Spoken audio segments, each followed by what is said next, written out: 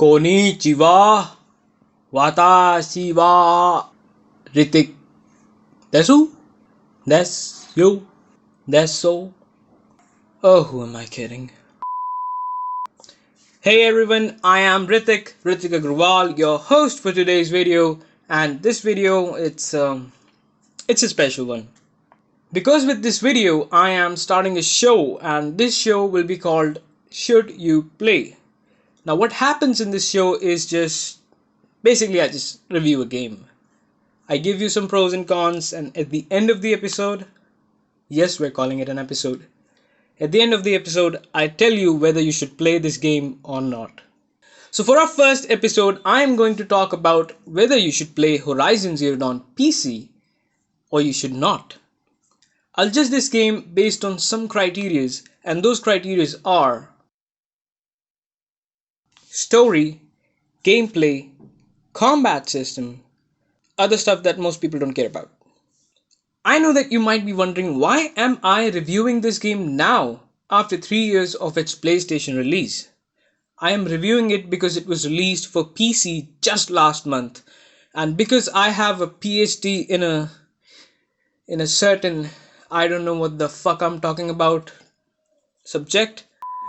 I realized that now that some of the major bugs have been fixed, and even after a month of release the price hasn't dropped, this is probably the right time any PC gamer would think about buying this game. Coming to the game itself, at first glance, deciding whether you should play Horizon Zero Dawn or not can be confusing, because despite all the great reviews, something just doesn't feel right about it. But before we get to what's wrong and what's not, let's just talk about the story first. So, the story is set in an era where humanity as we know it right now is no more, and a new generation of humans live in jungles. Now, the closest thing I can think of that shares a similar resemblance to the people living in Horizon Zero Dawn is Vikings. These people in Horizon Zero Dawn, they hunt with bows and arrows.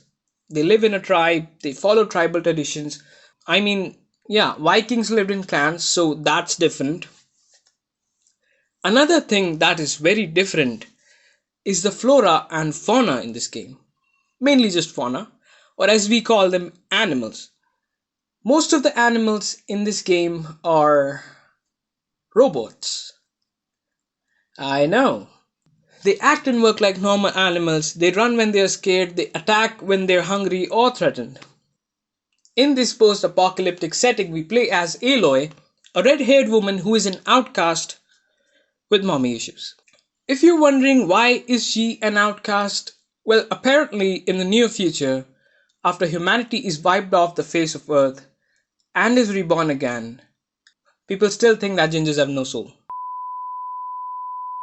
So yeah, she lives alone with her adoptive father Rost, and both Aloy and Rost have been cast out of the tribe for, well, reasons unknown.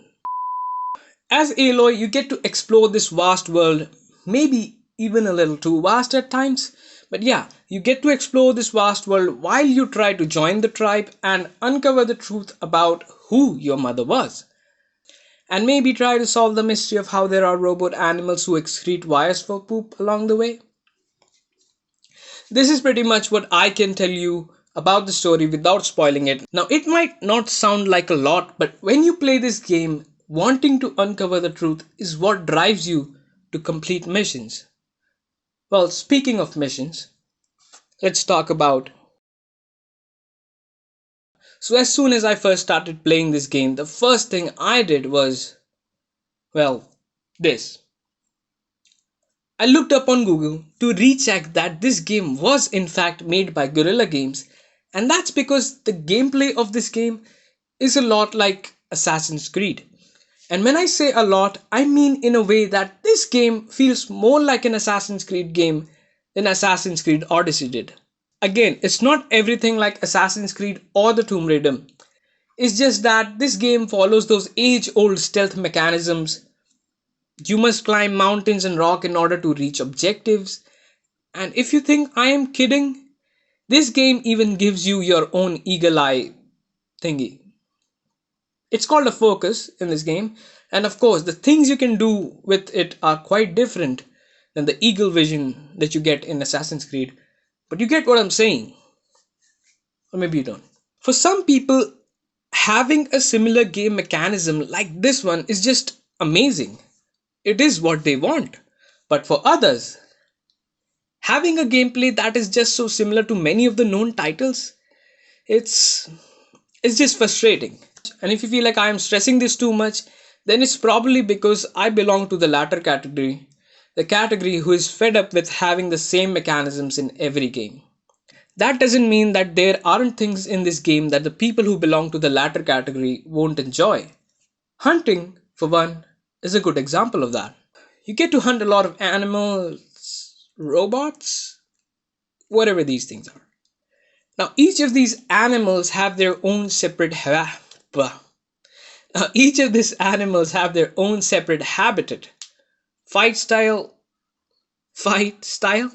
I mean, attack style or attacking pattern. They have their weaknesses, and every time you confront a different animal, you'll have to devise a different strategy to defeat them. And it's fun. Now, if you remember at the start of the video, I said there was something about this game that just didn't feel right. Well, I know what it is for me. For me, it's because the game just feels a bit empty. I mean, I'd rather interact and fight with more NPC humans than NPC animals, robots. I don't know. Now, coming to the other aspects of the gameplay, the voice acting is top notch, the animation, not so top notch, but great. Missions can feel repetitive sometimes, and hunting animals could get boring for some people. For me, it got boring pretty early in the game. Side quests are okay, but you can tell they haven't put much thought in it.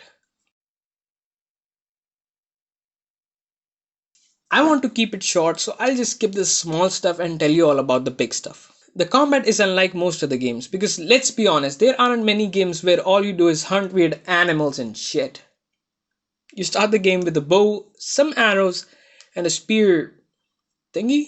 As you move along the way, you get to equip tripcaster arrows, proximity bombs, you get to modify your armor, you get a whole bunch of skills, and a lot of other things.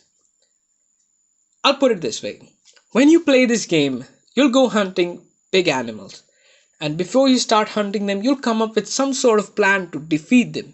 You'll think about what sort of traps you should lay and when and where to lay them. And thinking all of that and watching your plan succeed is just very satisfying and relieving. Why relieving? Well, this game still has a lot of bugs on PC. To put it in context, the system that I'm playing this game on is an i7 with 16 gigs of RAM and a 4GB 1050 Ti. My system is a little short of the recommended system requirements, but it is way above the minimum requirements. And after the installation, the first loading screen almost took 10 minutes to optimize this game for my system. I also experienced a few crashes here and there between some hours of gameplay and a few frame drops. Also, when I played it for the first time, it was already set on low settings for my PC. And I have to be honest, the game looks cartoonish on low settings. Except for some minor bugs and a few ups and downs with the gameplay, Horizon's right there on the top with many other AAA titles. To give you a better sense of what the game has to offer, I'll list the pros and cons for you on the screen.